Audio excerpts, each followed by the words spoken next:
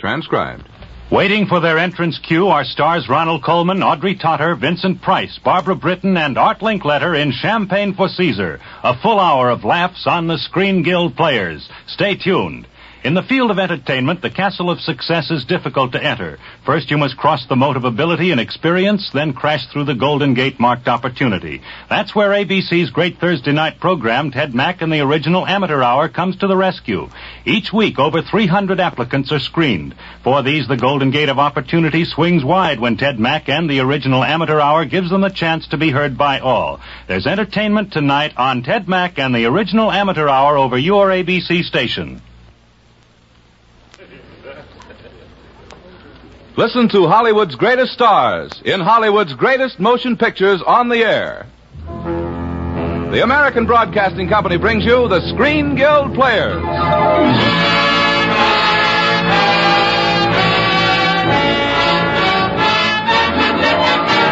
Tonight, it's Ronald Colman, Audrey Totter, Vincent Price, Barbara Britton, and Art Linkletter in a gay and bubbly bit of nonsense, Harry M. Popkin's hilarious comedy, Champaign for Caesar.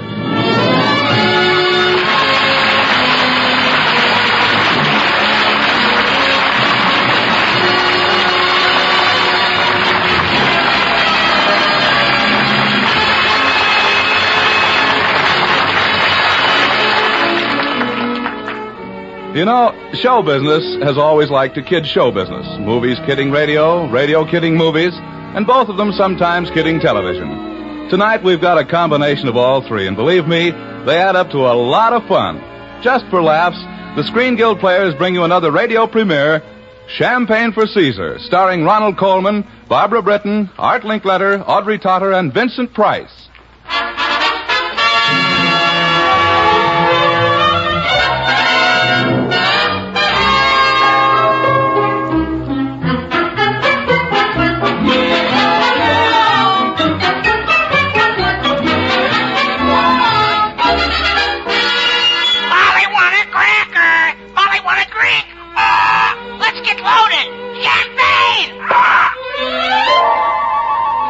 Ladies and gentlemen, you have just met Caesar the Parrot, a sort of feathered candidate for Alcoholics Anonymous. Yes, Caesar really loves his champagne, but he isn't getting much of it these days. You see, he's living with Beauregard Bottomley, who found him leaning against a lamppost one night. And Beauregard is a man of the mind, saturated with knowledge, a very brilliant man, very unemployed. He can afford only such simple pleasures as an evening walk with his sister Gwen. And that's precisely where we find them now, walking along a neighborhood street, until a crowd on the sidewalk blocks their way. So many people, Beauregard. I wonder what's happening. Nothing's happening, Gwen. It's the herd instinct, typical of all primitive mentalities.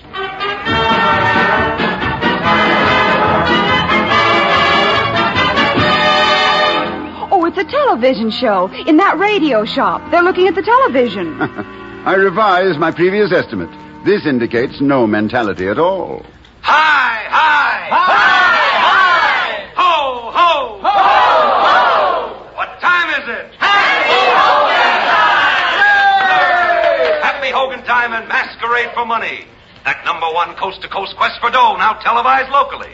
And brought to you by Milady, the soap that sanctifies. Nauseating. Nauseating my eye. That Happy Hogan's a dreamboat. And here he is now, that joyful, jolly, jestful, jiving joker, that mad, merry, mirthy mincer of magpies. Whatever that means. That querulous, quizzical quintessence of query, Happy Hogan himself.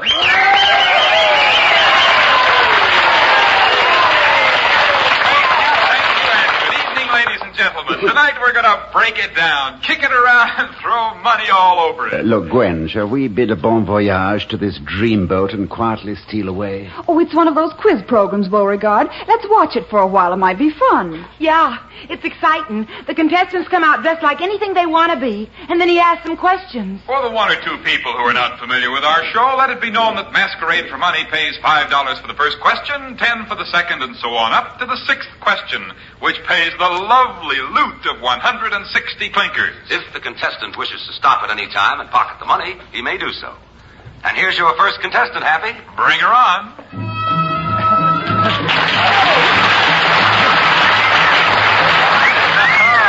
Hello.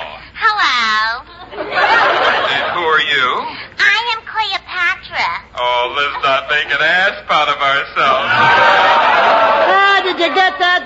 Oh, that guy kills me. Not a bad idea. What's your name in real life, Cleo? Where are you from? My name is Lona Kransky, and I'm from Brooklyn. I fail to see why the location of birth should be met with applause. But she comes from Brooklyn. Oh, well. Oh, pipe down, will you? Shh. Now tell me, Cleo, are there any little ones running around at home? Only one. My husband. All right, here comes the first question, Cleo. Down what river did you float on your barge? Gee, that's a tough one. The Nile. Absolutely correct. You are now the possessor of 5 drachmas. Drachma, that's a $1 bill with a picture of a mummy on it. Nothing. Well, all right, the second question. Mark my words, this will be a tough one. What Roman general was that way about you, Cleo? Christopher Columbus. Could it be Mark Antony? It not only could be, but it is. And incidentally, it was not very nice of you, Cleo, because of the time Mark Antony was engaged to a Roman girl by the name of Vanilla Flavia. Oh, that's very funny. I think he's cute. Gwen, how can you stand this drivel? It's unintelligible, unfunny, and undermining the tastes of the public. Look, I thought I told you to pipe down. No, but I can't let this go on without a word of warning. This man is the forerunner of intellectual destruction in America. If the knowledge that 2 and 2 make 4 is greeted with deafening applause and prizes, then 2 and 2 making 4 will become the top level of learning. Say, you think you know a lot, don't you? I not only know a lot, my dear fellow, I know everything. Good night.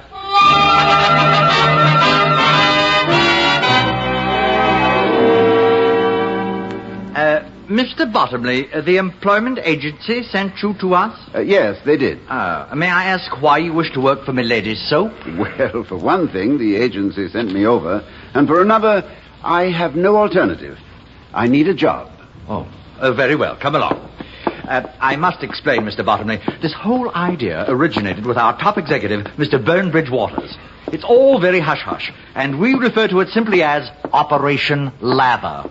The salary will be $40 a week. Satisfactory, though not conducive to luxury living. This way, please. In here. Yeah? Operation Lather. Go right in, please. Mr. Waters is waiting. Roger. Mr. Waters, my name is Bottomley. That is the people at the employment agency. I'm sorry you have to wait. Mr. Waters is not with us. What, but isn't that Mr. Waters at the desk? Oh, yes, but he's concentrating. He's on a higher plane. We must wait till he returns. Well, am I to understand he can't see us or hear us? That's correct, but it won't take long. He'll be back. Ah, there. His eyes moved. He's coming back now.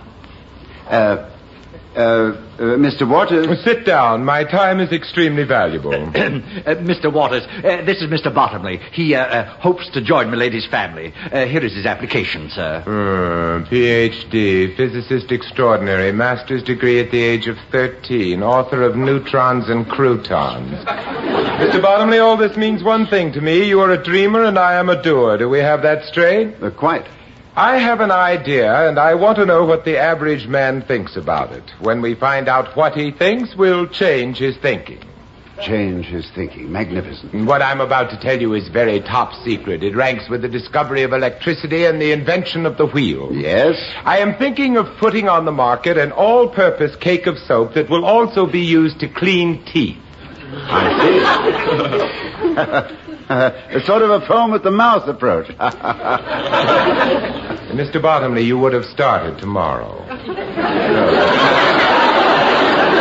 That would have been fine, sir, but aren't you using a rather strange tense, would have? No, sir, I am not. I cannot stand humor, and you are humorous. Oh, it was only a pleasantry designed. Jeffers, why is he interrupting me? I didn't indicate that I had finished talking, did I? No, sir. I saw no sign of it, sir. Oh, I beg your pardon. Mr. Bottomley, you are the intellectual type, and I despise the intellectual type. You are an improvident grasshopper, and I am an industrious squirrel, and nothing personal. Well, just a moment. What I have to say is quite personal. If you are a squirrel, you're a very nutty one. You are also an unmitigated pompous ass, and furthermore... It's no use, Mr. Bottomley. He is no longer on this plane. He cannot hear you. Oh, he can't, eh? Well, then he is, if I may say so, and I would like to see someone stop me, an expensive moron. Shall we steal away now? Do I genuflect upon leaving or just face Mecca?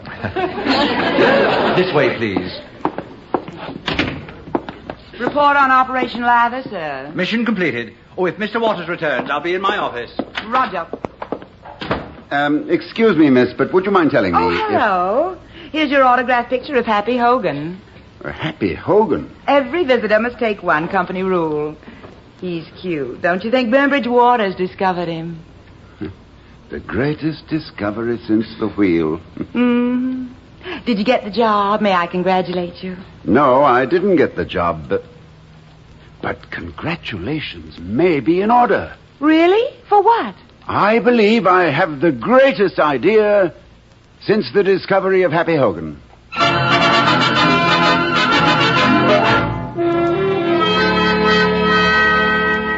All right, here we go with our masquerade for money, and here's our first contestant. Good evening. Well, this is a new one on me. What are you supposed to be, sir? I am the encyclopedia. Well, why the monocle? Britannica. Oh, I guess then that means we can ask you anything about anything, and if we can ask you anything about anything, I guess we will ask you anything about anything. Yes, well, I'm sure if you make up the questions, that'll be a very limited field. Mother told me there'd be nights like this. You know, after all, I'm supposed to make the jokes around here? Well, why don't you? May I ask your name? You may. Well, then, what is your name? Beauregard Bottomley. Would you mind repeating that? I would mind, very much. Oh, very well. Beauregard Bottomley it is. And here we go for the first question. What is the name of the first animal described in the Encyclopedia Britannica? That is the aardvark, spelled A-R-D-V-A-R-K. The aardvark is an anteater. That is absolutely correct, and you are the proud possessor of $5. By the way, you say the aardvark is an anteater. Is he also an uncle eater? Yes, as a matter of fact, the aardvark is an uncle eater. But he only eats the uncles of the ants. All right. Here's your second question. And from here in, Mr. Bottomley, I suggest we confine ourselves to just questions and answers, since we have a limited time on the air.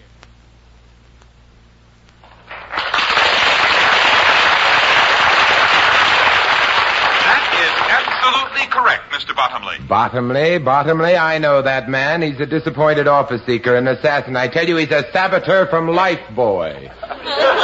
You better watch the show, Mr. Waters. He just answered his sixth question. Well, you certainly did all right for yourself, Mr. Bottomley. And here is your $160 in good old folding money. Well, don't you want it? Why don't you ask me another question? Don't be nervous. Well, I mean, the show. It's our policy that...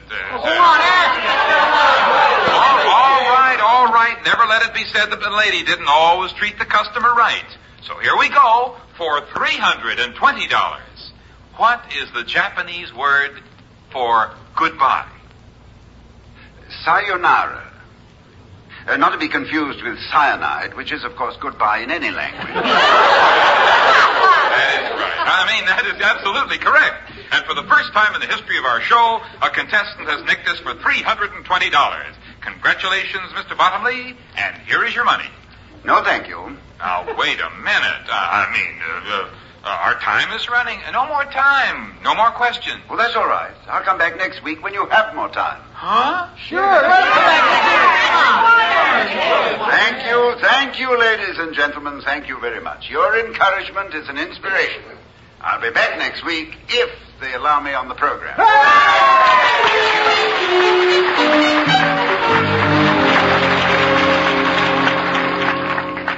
Now, look, Mr. Waters, about this Bottomley... Perhaps you'd better wait, Mr. Hogan. I believe Mr. Waters is on a higher plane. Oh, up on cloud 11 again. Hey, you think a hot foot would bring him back? Oh, please. Oh, what's the difference? He can't hear us. Shh. I believe he's coming back now.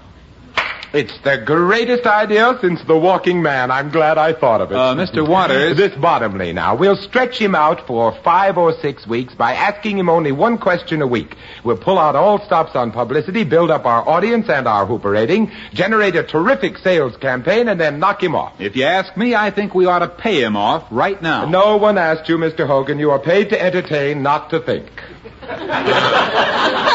Pardon me, but I'll hate myself for this in the morning. Mr. Waters, I want to make a point. This is a dangerous precedent you're setting. It weakens the size of our top price, $160. And not only that, but... Mr. Waters? It's no use, Mr. Hogan. He's gone again.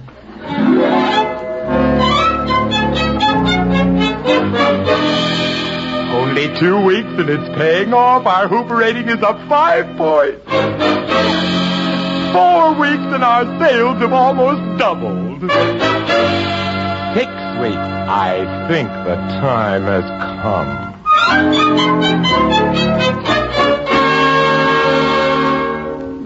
Beauregard, I don't understand you at all. There you are, sitting calmly and reading a book. And tonight you're answering a question for $40,000 or nothing. Please take it if you win tonight. Please take it, Beauregard. I will not. But don't you realize what we can do with $40,000? Well, we can do twice as much with $80,000, 4 times as much with $160,000, 8 times as much with $330,000. I give up. I just give up. 6.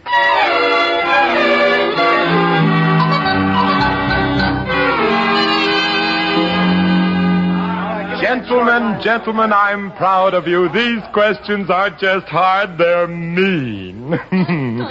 Tonight we will destroy Hold it. Here comes Bottomley now. Good evening, gentlemen. Well, if it isn't the brain. Brought your other sister with you tonight, eh? Oh, that's silly. I'm the only sister he has.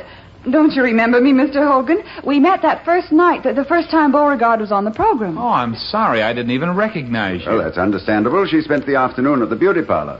Bottomley, I don't think you've met our sponsor. Mr. Waters, this is Beauregard Bottomley. Oh, yes, I've met Mr. Waters. In a well-upholstered torture chamber where he practices witchcraft over a bar of soap. Mr. Hogan. I got to go warm up the audience. Excuse me. Mr. Bottomley, when this is all over, I shall be very happy to interview you again for the same job, with the same result, of course. My dear Mr. Waters, I must confess that in the last few weeks I've had a pang or two about nicking you for all this loot. Now I must thank you for appearing on the scene. Your presence gives me the ruthlessness to go on. Mr. Bottomley, it is I who should thank you. Through you, we have A, increased our Hooper rating, B, received a lot of publicity, and C, more than doubled our sales. D, I couldn't hear better news.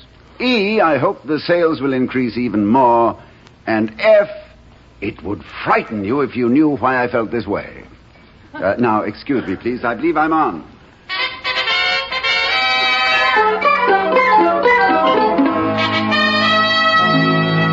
And now we come to that portion of Masquerade for Money, which is reserved exclusively for Beauregard Bottomley. Will he be right? Will he be right or will he be wrong? All the world wonders. For tonight, he is shooting for $49,960 or nothing. Well, how's our grown-up quiz kid tonight? Feeling a little nervous, Mr. Bottomley? Well, why should I be nervous? After all, it's your money. You people are losing it. I'm only winning it. Aren't you a little nervous? I've seen the next question. You'll be sorry. So why don't you stop all this nonsense and ask me the question? All right. You, Mr. Bottomley, have only to name the second emperor of the Ming Dynasty. That's all. Of course, it was Chu Yun-wen. He was dethroned by his uncle, who became the third emperor. Strangely That's enough, enough. the third emperor had You three win. names. You win.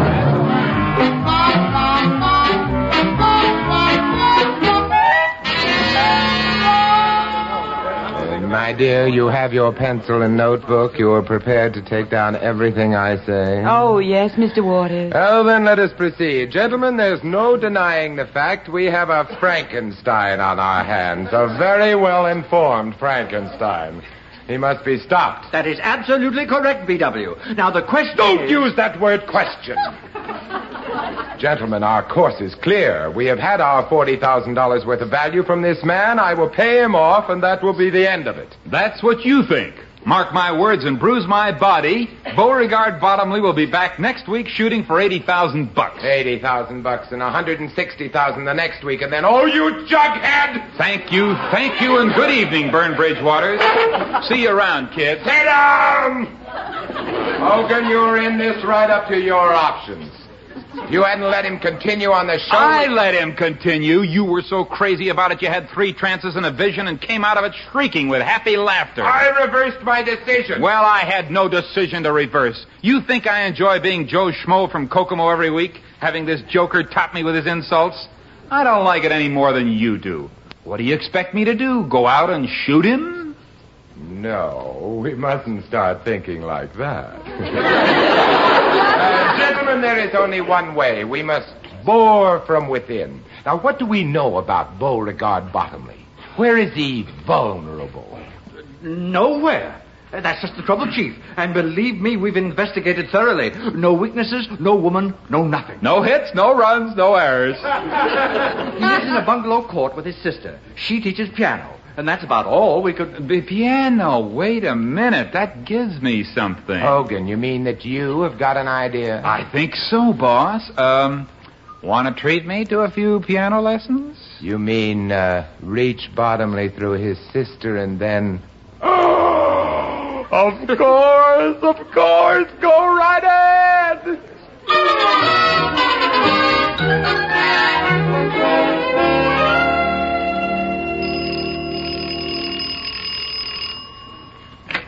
Yes? Mr. Hogan. I'm working my way through grammar school, ma'am, and I wonder if you'd buy my book. It's called How to Be Happy, Though Hogan. May I come in? Oh, I'm sorry, Mr. Hogan. My brother isn't here. Best news I've had today. I came to see you. Me? Oh, may I ask why? I understand you teach piano. I've always wanted to learn how to play. Caesar. Does he play, too? Then there's hope for me. Now, how do we go about this thing? Well, in the beginning, 2 lessons a week are usually sufficient. Not for me. I want 2 a day. I want to make rapid advances, and I want to start right now. Mr. Hogan, there's such a thing as going too fast, even for you. Oh, I'll slow down going around the octaves. Shall we begin?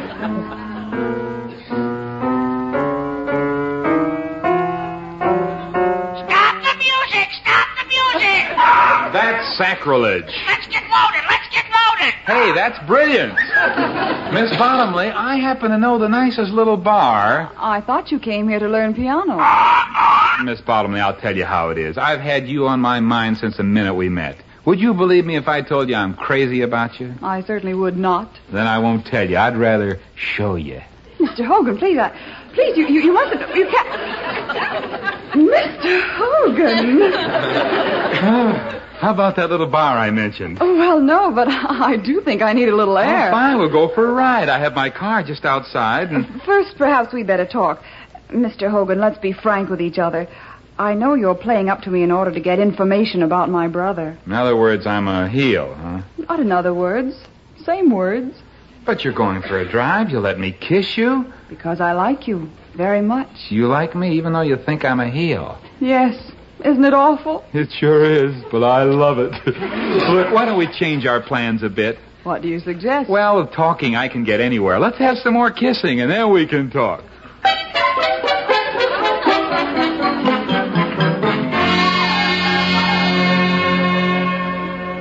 Hogan, my boy, welcome. I understand you had a most successful night. I sure did, Mr. Waters. I knew you would do it. I am seldom grateful to anybody, but I certainly have to hand it to you. Put it there, happy boy. Put it there. Burnbridge, it is I who should shake your hand. It was your idea, and it turned out great. It's true that my ideas are great. I cannot deny that. But there is also greatness in carrying greatness to its greatest.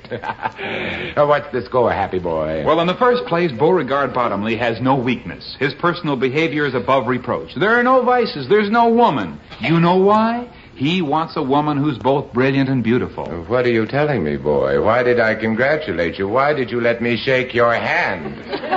Did he agree to stop? Well, his sister wants him to stop. Great. The old Hogan touch. You convinced him. I didn't have to. She's felt this way all along. However, she doesn't have the slightest influence on her brother. Then you've messed up my great idea, you knuckle knob. What are you so happy about? I fell in love with Gwen Bottomley. In love? How dare you fall in love on my time? This is dishonest, treacherous, and un-American. Get out of here. Wouldn't you like to know what Beauregard's up to? Don't get out of here. Stay here and sit down. Thanks. Oh, miss. Yes? Stand by with pills. I didn't say I needed my pills. Not now, you don't. You will in a minute. You know what Beauregard Bottomley's after? Your blood. My blood. About $40 million worth. He's after every nickel and dime, every building and factory, every bar and flake of soap, every stick of furniture, everything that belongs to Milady's Soap Company. Please, oh, my. Oh, Mr. Waters, your pills. oh, the blue ones, quick. No, the pink ones. No, the purple ones, or the green, or the lavender. Oh, don't stand there fumbling. I'll take them all.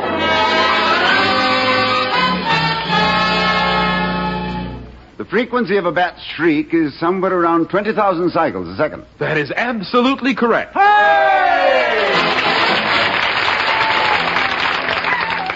The molar of an Asiatic elephant has 24 plates. That is absolutely correct. The upper Cretaceous deposits in the Elbrus mountain region of Persia consist of limestone, locally hippuritic, and fossiliferous marls, often bituminous. That is absolutely correct.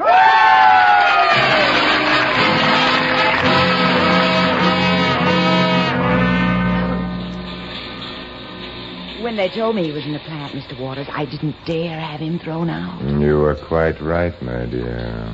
There he is, over by that soap vat. Yes, leave this to me. I'll handle it. Mr. Bottomley? Oh, hello, Waters. Just looking through the plant, you know, against the time when I shall take over. Mr. Bottomley, I have the greatest idea since the invention of fire. I will clean the world physically, and you will bathe it mentally. It's as if Caesar had joined forces with Alexander the Great. Yes, they were 300 years apart. Never mind. I am prepared to offer you... You are prepared to offer me nothing. Frankly, Burnbridge, you are living on borrowed soap flakes. You know something, Beauregard? I like you. Naturally. I like you because you're an honest man, and because I like you, I must warn you. You're headed for trouble, Beauregard. You're about to link arms with misery. But aren't you going to ask me why? No. Then I will tell you why. Beauregard, it's monstrous to have money. It's withering to be wealthy. It's disastrous to be loaded. Disastrous? Yes. Do you know what I have to show for my life's work? Tell me. Pills. Green pills, blue pills to be taken after yellow pills, purple pills to be taken before orange pills. Nerves and ulcers, nerves that dangle, ulcers that shriek. And money doesn't buy a new stomach. Right. It cannot make you sleep at night. Right. Oh, you were so brilliant. Taxes, stocks, bonds. Payrolls, upkeep, bills. Beauregard, don't let it happen to you. I don't want to see it happen to you. How can I ever thank you, Burnbridge? Don't thank me, Beauregard. Just stay as you are. Walk out of here into the sunshine of a carefree world, wise in the knowledge that I have bestowed upon you. For it is my sincere conviction that the only way to be happy is to be poor. My dear Burnbridge, I see your point. I am about to make you the happiest man in the world. Get out of here, you thief. Get out this minute. Yes, and when I take over 2 weeks from now, let's do it quietly, shall we? No reception, please, and clean up the plant, won't you? Good day. I tried to be nice to you, but you wouldn't have it. Well, I'm warning you, Bottomley, this is war. This is war!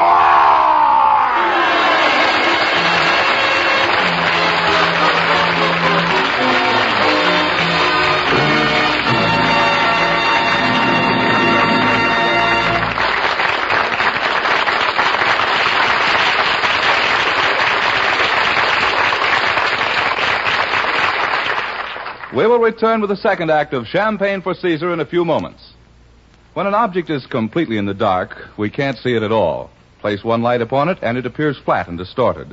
Throw another beam upon it from a different angle, and it begins to assume its true three-dimensional shape. And that's the way it is with the day's news, too. The more viewpoints we can get, the more apt we are to reach the true picture. So for a fuller, three-dimensional understanding of the news, hear Robert Montgomery speaking on your ABC station tonight.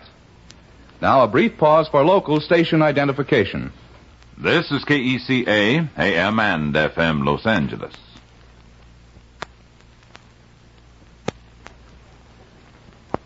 We continue transcribed.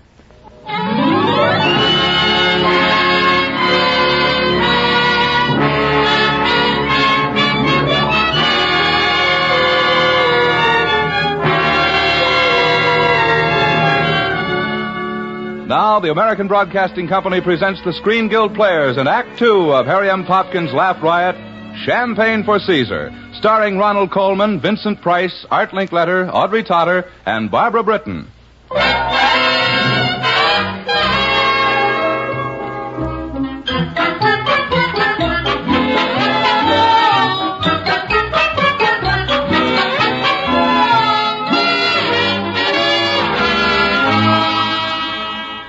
And now it's war. War, do you understand? Open and declared, grim and ruthless. The war against Beauregard Bottomley. In his headquarters at Milady's Soap, Burnbridge Waters, Command-in-Chief of the Milady's forces calls his general staff together for a vital announcement. Hello, warriors. I am proud to announce that I have found a secret weapon that will at last destroy Beauregard Bottomley. Bottomley has been infallible up to now because his mind is undisturbed. And what, I ask you, disturbs a man's mind? A woman, naturally. Our intelligence reports that there is no such lovely disturbance in Bottomley's life because he's looking for perfection in a woman, too. Well, my friends, I have found such a perfect creature, beautiful and brilliant, studious and, stacked. She's a corn-fed Mata Hari named Flame O'Neill. Excuse me, Chief, but how will she get to him? How will this flame get to burn him up? Happy, my boy. You'll help us there. You have a date with Bottomley's sister tonight? Well, yes, I'm taking her to a concert. Good. Now, that means that Bottomley will be alone. And according to our latest report, he has a bad cold. Well, then, gentlemen, here's our battle plan. He lies there alone, racked with pain, I hope. And in walks Florence Nightingale, alias Flame O'Neill. I tell you, it's the shrewdest strategy since Alexander took his cohorts out and led them to victory over his entire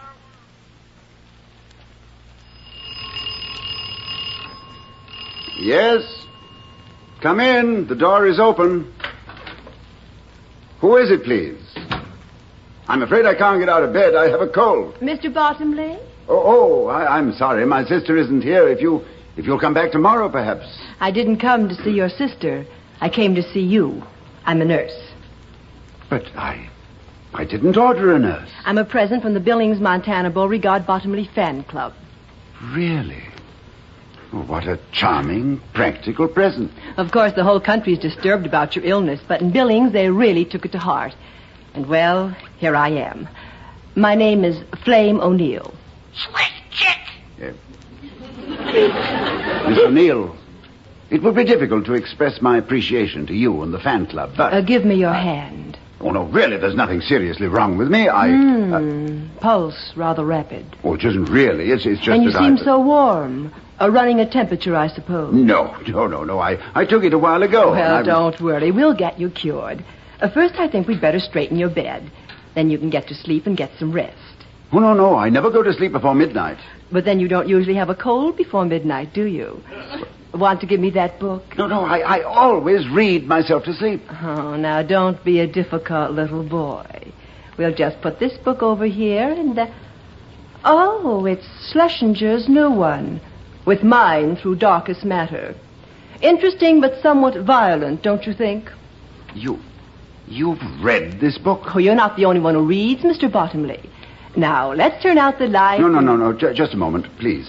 I take it you don't agree with Schlesinger. Well, I share his opinion that mind can influence matter, but I find it difficult to go along with the theory that we may someday be able to move concrete objects like tables and chairs just by sheer force of will. Oh, yes, I agree with you wholeheartedly. And Schlesinger has a tendency to go overboard. However, from the philosophical approach... Now, Mr. Bottomley, you're ill, you know.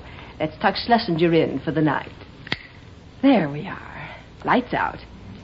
And remember, if you need me, don't hesitate to call. Pleasant dreams.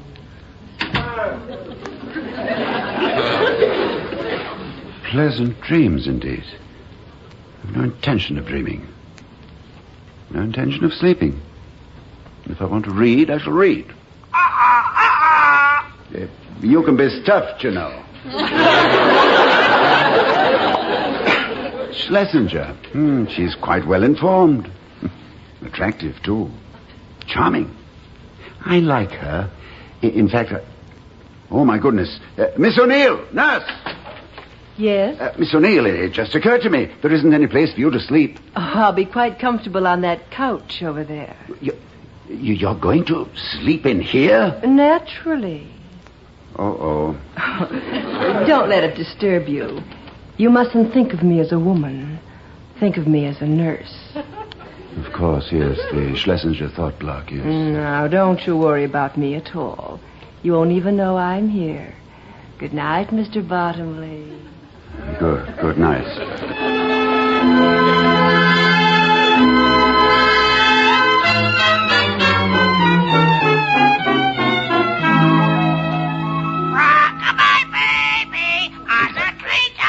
Caesar, be quiet. Be quiet. Miss O'Neill is asleep. No, I'm not. You're not asleep? I just told you I wasn't.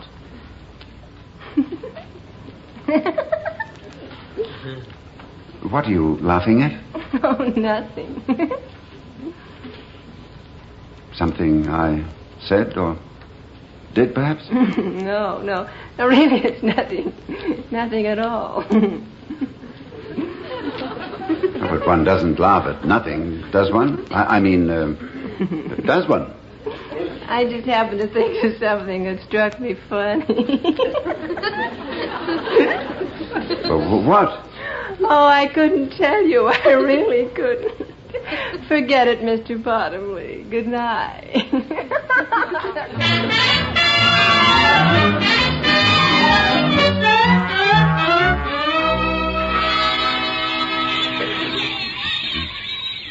And contrary to the poetic concept, I think there is something as beautiful as a day in June. A day like today, for example. What do you think? Beauregard. Beauregard, you weren't even listening. I'm afraid I was thinking. Flame, may I ask you a question? 3 nights ago, when you entered my life on the wings of mercy, you laughed before you went to sleep. Why? Oh, I can't tell you that. Then at least tell me one thing. Did it concern me? Yes.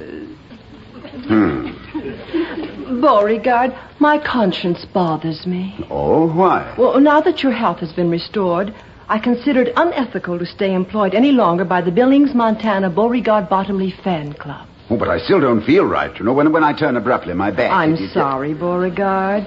This is our last day. Last day? Well, yes, as patient and nurse, perhaps, but, can't we see each other when we're healthy? But of course. I rather hope we'd see each other from time to time.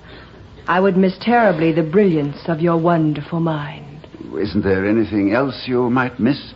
What I mean is, I admire your mind, too, but it doesn't stop there. What do you really mean, Beauregard? Flame, I find myself quite inarticulate when it comes to this sort of thing, but... Yes? Would you have dinner with me at my place tomorrow night?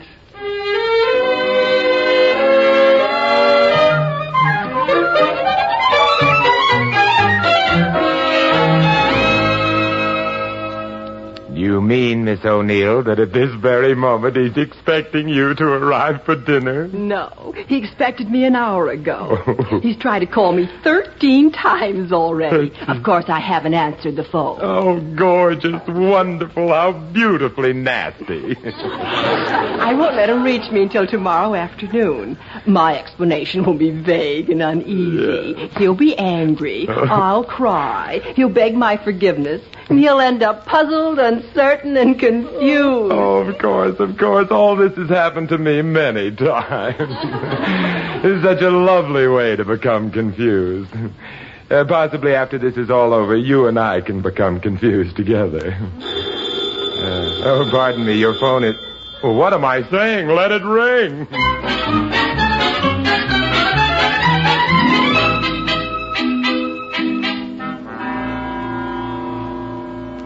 Operator, are you sure? Well, you're positive you rang the right number? Oh, I see. Thank you. No, not at all. The least she could have done was telephone, or send me a wire, or get in touch with me somehow. Unless, of course, something's happened to her. Maybe I ought to call the police. Well, it's about time. Darling, what's happened? Nothing happened, honey. Mr. Hogan. Beauregard, you're slipping. You just called me mister. Where's Gwen? My sister has gone to see a motion picture, and if I knew which one, I assure you I would not reveal it. That's all right. I'll wait. Hey, will you look at the banquet table? You wouldn't be expecting a dame, would you? Oh, too bad. She stood you up. Have you had your dinner? Yeah. Care for another? Yeah. Sit down.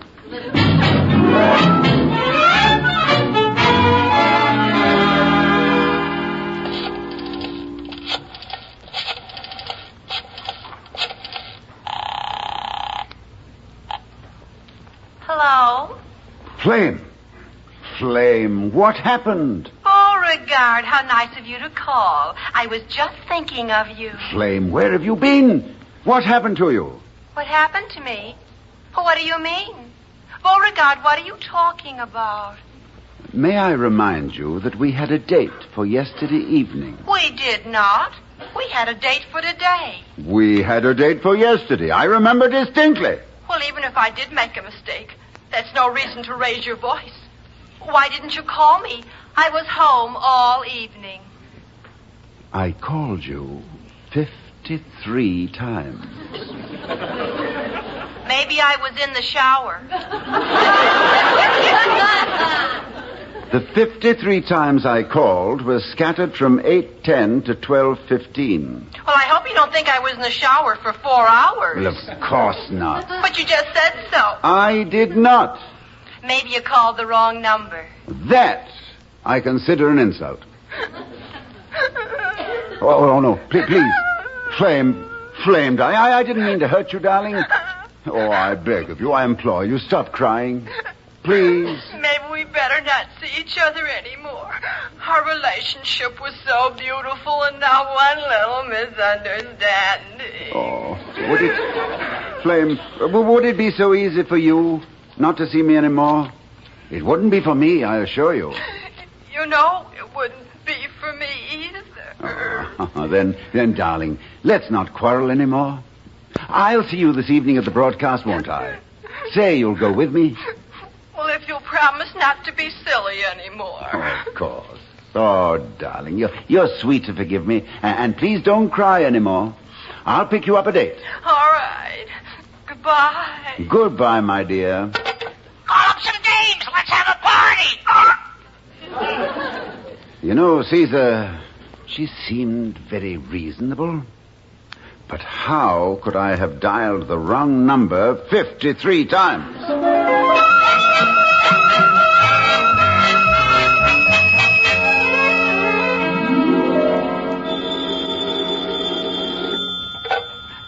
Hello?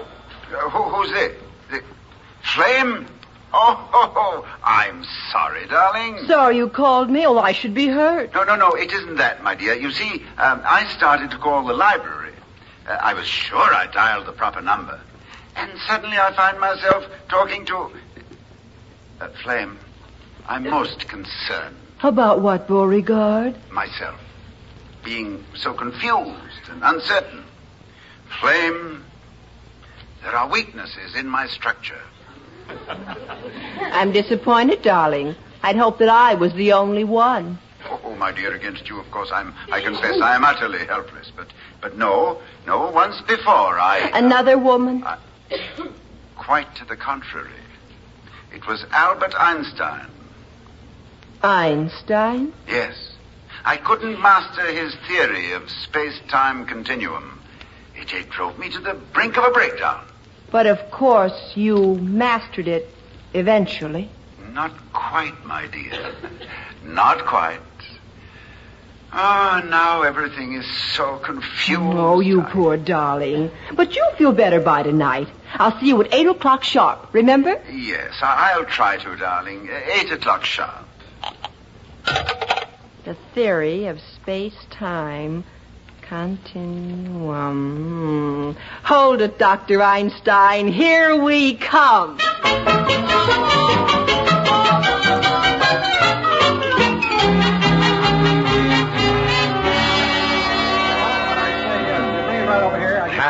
This is the night, happy boy. This is what I've been waiting for. Tonight, Mr. Beauregard Bottomley will be destroyed, thanks to Albert Einstein, of course. With a little assist from Flame O'Neill. Yes. She told me she has him so delightfully confused.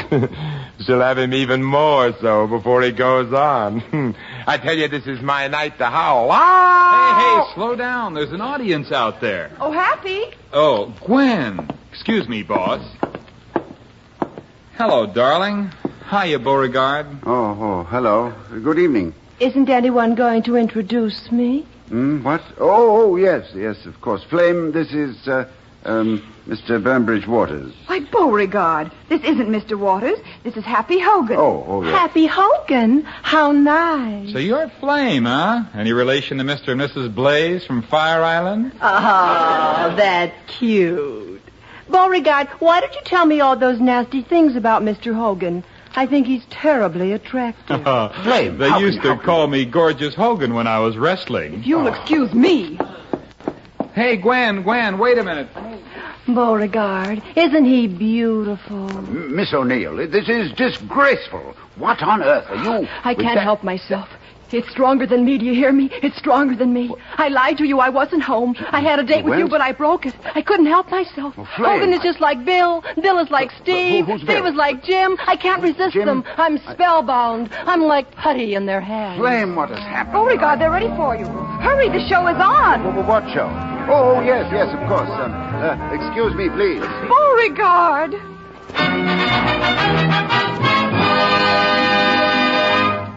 And now, here he is, ladies and gentlemen, the wealthiest man in the country on paper. And after this question, who knows? Maybe all he'll have left is the paper. Yes, sir, tonight it's $20,971,520 or nothing. You ready, Mr. Bottomley? I said, are you ready? What for? Yes. Yes, of course, I think so. Okay, here it is. How does Einstein regard the space-time continuum? Well? I'm sorry, You have 5 more seconds. Now, come on and try it. 1, 2, 3... 4. Dr. Einstein imagines the continuum to be cylindrical as regards its extension in time, but spherical as regards its extension in space, so that cross-sections at different instants always give a spherical universe of constant size and so of constant mass. Oh, hey, that's correct. That is absolutely correct.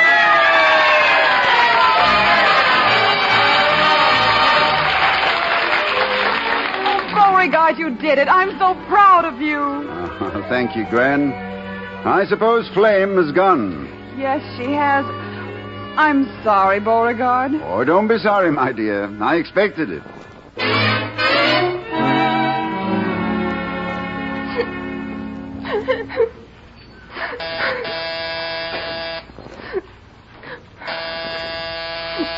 All right. Just a minute.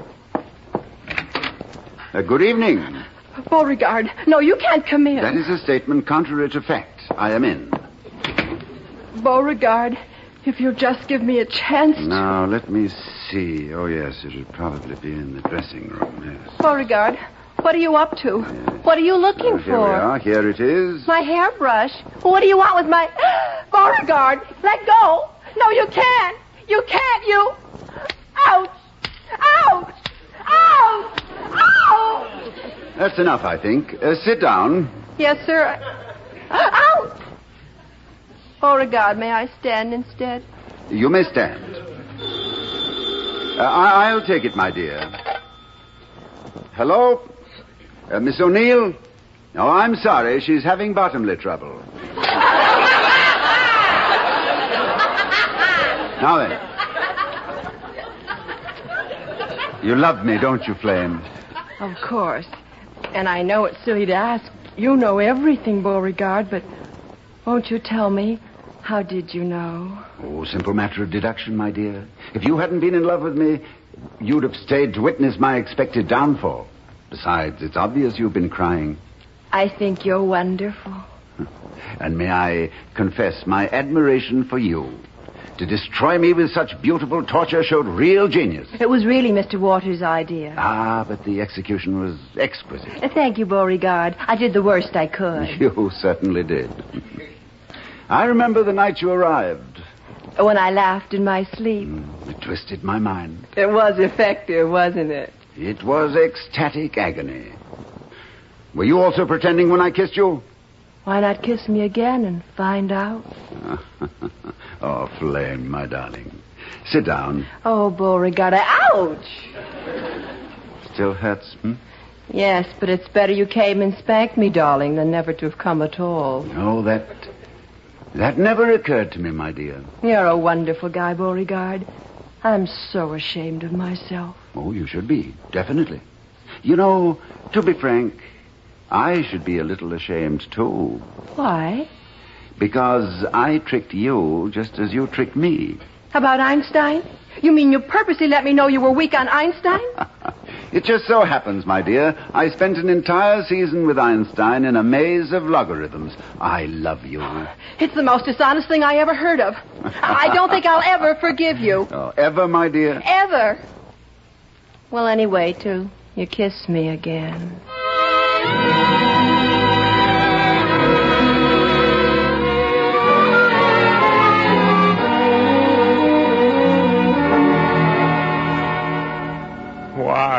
Why did this have to happen to me?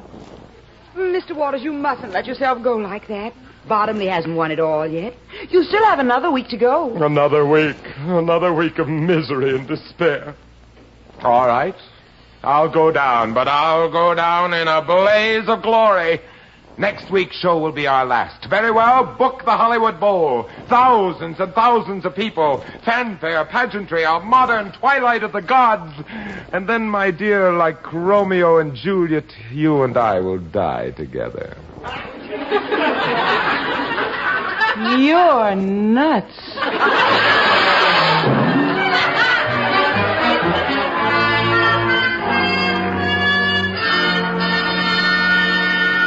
Here we are, ladies and gentlemen, in the Hollywood Bowl. Over 30,000 people gathered to watch our last show. And here beside me is the man of the hour, the man of the year, the man of the century, the man who knows everything. Super Brain Bottomley.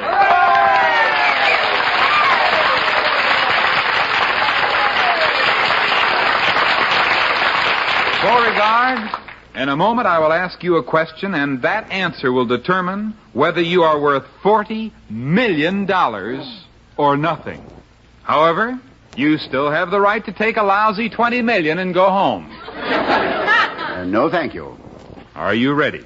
Quite ready. Oh, I hope you are. All right. May I have your wallet, please? My wallet? Oh, certainly. Here we are. Thank you. Now, let me see. It ought to be right here and, yes, here it is. Now then, here is the question. Beauregard Bottomley, what is your Social Security number?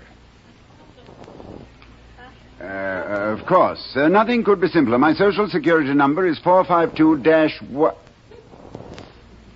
No, wait a minute. Is it 452-524? No. It's 245 dash. Then comes 17. Yes, that's it. 245-17-6012. Would you mind repeating the number, please? 245-17-6012. Thank you. That is absolutely wrong.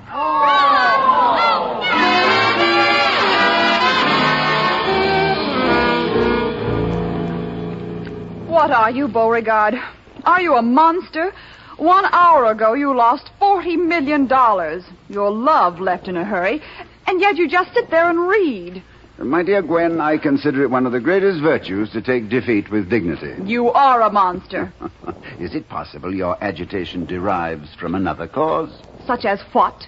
Perhaps your dreamboat doesn't dare the seas of matrimony, now that his intended wife's family is broke. Beauregard, that's the meanest thing I ever... Hi, everybody. Ready, Gwen? Stop the music! Stop the music! That's okay with me, just so you let those wedding bells ring. You mean you're being married anyway? Not anyway, by a justice of the peace. I told you, Beauregard, just because your flame died out.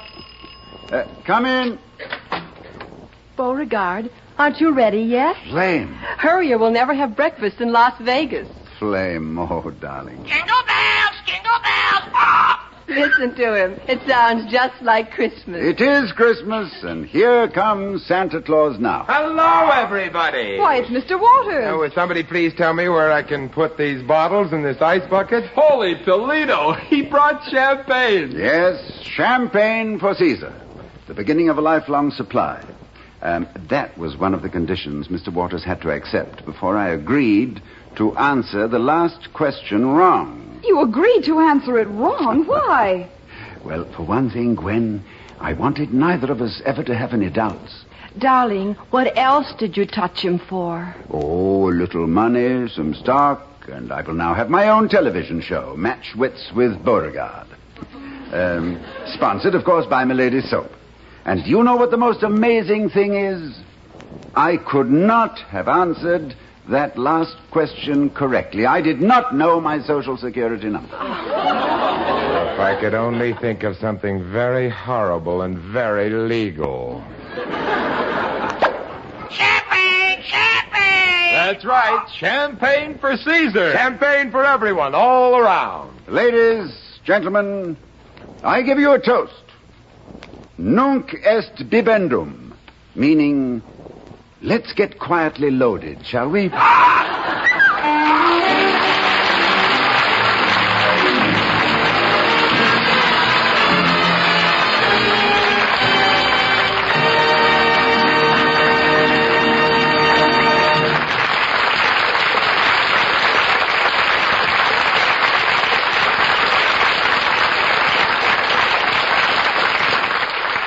You've been listening to Ronald Colman, Barbara Britton, Art Linkletter, Vincent Price, and Audrey Totter in a riotous radio premiere of their great hit picture, Champagne for Caesar.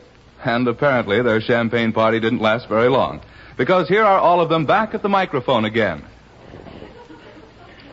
Come on up Ladies here. and gentlemen, I want to thank you all for all of us, and say again that it's a privilege to appear with the Screen Guild players, because the greatest cause in our industry, the Motion Picture Relief Fund and its country house and hospital, is supported largely by this radio show. Ronnie, that's a very nice sentiment. But whom does your radio show support? Me. Ronnie, tell me something, will you? Yes, of course, Audrey. You got so used to drinking champagne in the picture.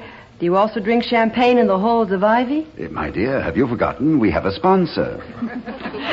My turn now, Ronnie. Yes, Barbara. Well, you're supposed to know everything. What's the Screen Guild Players show for next week? Strange, it's a very odd coincidence, but that's the one thing I don't know anything about. Well, shucks, Ronnie, even I know that. Oh, now, do tell. I mean, do tell us about it, Vince. Well, next week's play is a very exciting and realistic study. The story of a gambler who risks his whole life on one roll of the dice. Believe me, it's a story you'll never forget. Metro-Goldwyn-Mayer's great box office hit Any Number Can Play, starring Alexis Smith and Academy Award winner Broderick Crawford. Don't miss it for love or money. I won't. Good night, everybody.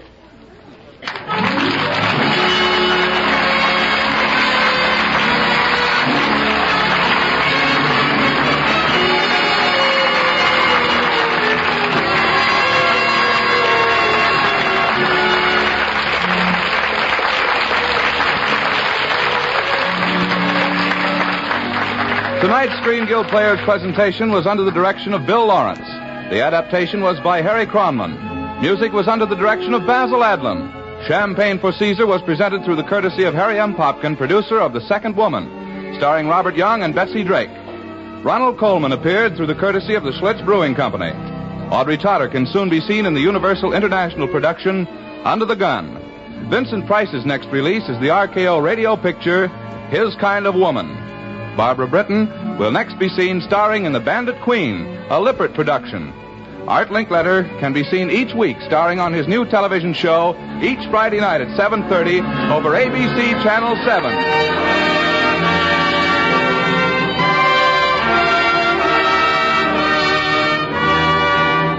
And don't forget, next week, the exciting and dramatic story of a man who gambles his life to save his son.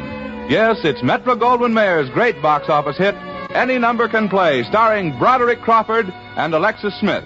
Don't miss it. This is Ronald Coleman inviting you to stay tuned for the original Amateur Hour with Ted Mack, the man who gives so many youngsters their start to stardom. It will follow immediately over many of these same stations. Transcribed, this is ABC, the American Broadcasting Company. KECA, AM and FM, Los Angeles.